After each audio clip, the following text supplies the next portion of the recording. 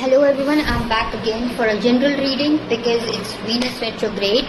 So I'm sure you must be looking for some guidance reading, and your guidance reading is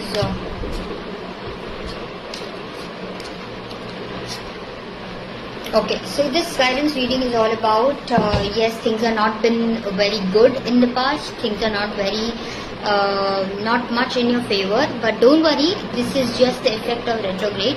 Whatever issues have been happening will sort out, and it's a magician, so yes, definitely you have everything, all the resources are with you to solve your issues. You have that capability where you know if you are wrong you will accept it, and if you are not